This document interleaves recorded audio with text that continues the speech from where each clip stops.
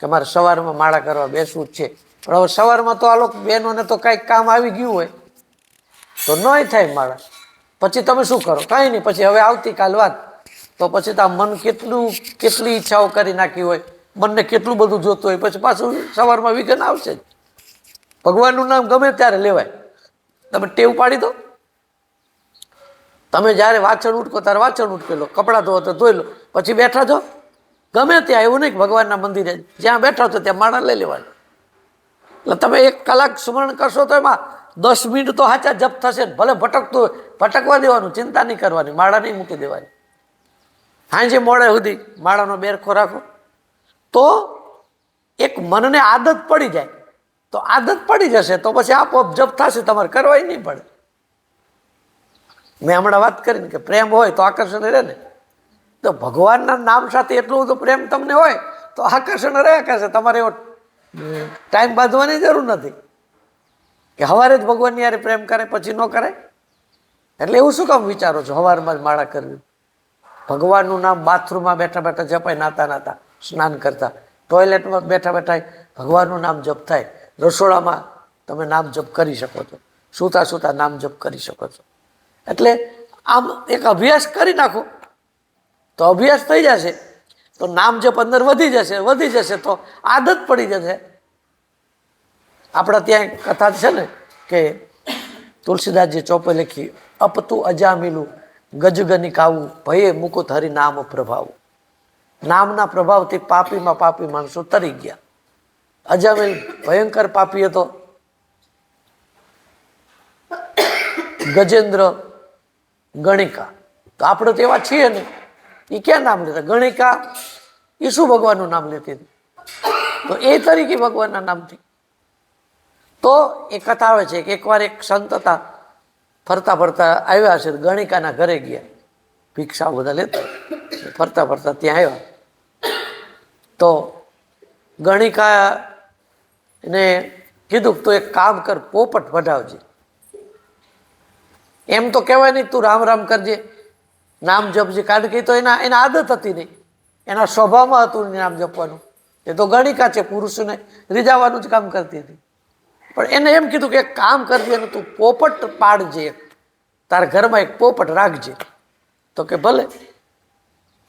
પછી એક પોપટ લાવી, પિંજરું લાવીને પિંજરામાં પોપટ રાખ્યો. હવે પોપટને પઢાવે છે, એટલે પોપટની પાસે બેસીને એમ કે રામ રામ જપ. પોપટ રામ રામ બોલો, રામ રામ બોલો. અને પોપટને પઢાવવાનું કીધું તું, પઢાવે છે.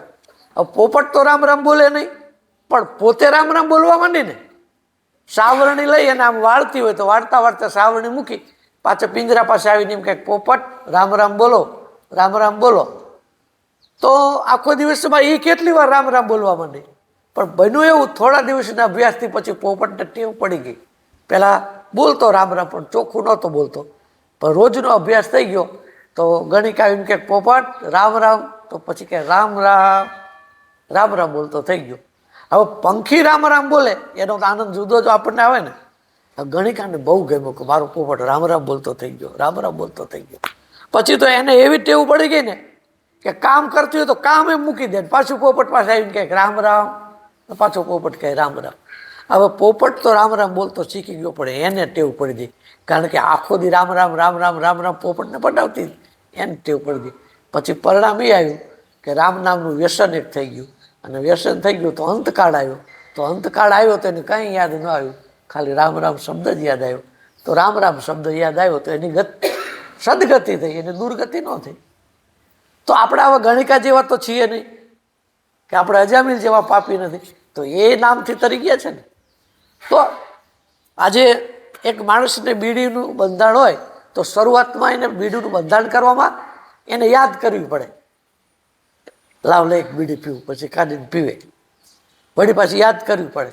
પણ એમ કરતાં કરતાં મહિના 2 મહિનાને આદત પડી જાય ને, પછી તો બધા સાથે વાતો કરતો હોય તો વાતો કરતાં કરતાં બીડી કાઢશે, અને બીડી કાઢતી પાછો પીશે ને વાતો કરશે.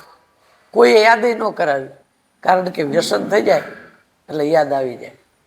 તો એવી રીતે હર કોઈ પણ પ્રકારનું વ્યસન માણસને હોય. વ્યસનનો અર્થ શું? કોઈ વસ્તુ ખાવી એને વ્યસન ન કહેવાય, એના વગર રહી ન શકવું, એની આદત પડી જવી, એનું નામ વ્યસન. વ્યસનની આદત પડી જાય તો વ્યસન છૂટે નહીં, એમ જેને ભગવાનના નામની આદત પડી જાય તો છૂટે નહીં. તો એક એની આદત પાડી દેવી પડે. તો આદત પડી જાય તો ગણિકાને, અજામિલને બધાને ભગવાનનું નામ જપવાની આદત પડી ગઈ હતી અને પરિણામે આવ્યું કે એ બધા તરી ગયા છે. ભયે મુકુધારી નામ પ્રભાવ, નામના પ્રભાવથી આ બધા તરી ગયા છે. એટલે જેટલું બને એટલું હરિનામ જપવું જોઈએ 24 કલાક.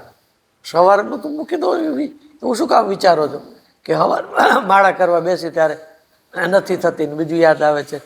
24 કલાકમાં જ્યારે નવરે જપ ચાલુ જ રાખો, બેર ખોરાકે રાત્રે મોડે સુધી, તો આખો દિવસની આદત પડી જશે.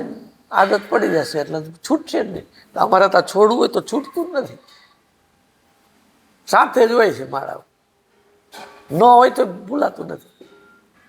તો નામનું વ્યસન કરી નાખવાનું. નામનું વ્યસન થઈ જશે એટલે આપોઆપ નામ વધી જશે.